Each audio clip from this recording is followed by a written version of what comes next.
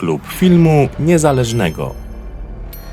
Sympatyczni telewizorowie i telewizorki, nasza żółto-gumowa kaczka wybrała się ostatnio z wizytą. A kaj się wybrała, to ocencie sami.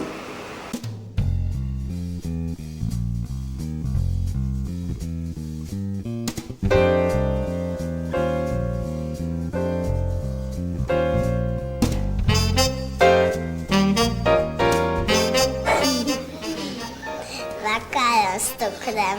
Makaron z cukrem? I co jeszcze?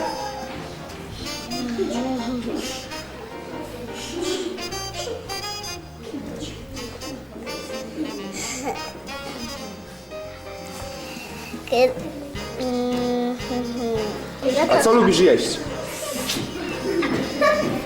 Kluski z masłem z cukrem. Kluski z sosem. Kluski z sosem. Kluski na parze. Znowu kluski.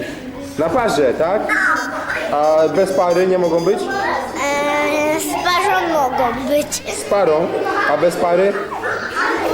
No, bez pary to też. Też mogą być bez pary kluski. Ja lubię wszystko to zjadać. Hamburgery z masłem tylko. Hamburgery z masłem lubisz. No, hamburgery. Chleb z masłem.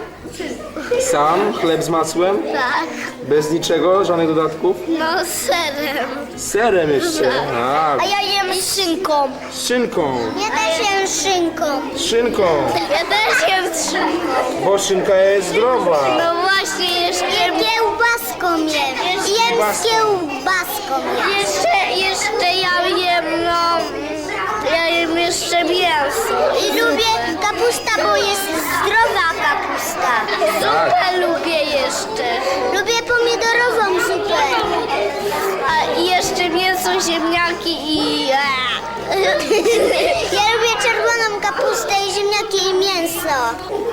Czy lubisz bawić się w chowanego? Nie. Tata? No. No, pracuję... Zapomniałem, wągiel wiezie. Nie ma pieniędzy, barka, ani grosza. A co twój tatuś robi?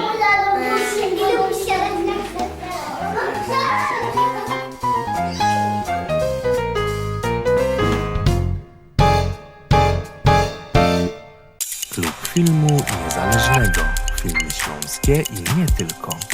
Zasubskrybuj nasz kanał na YouTube i zaobserwuj na Facebooku.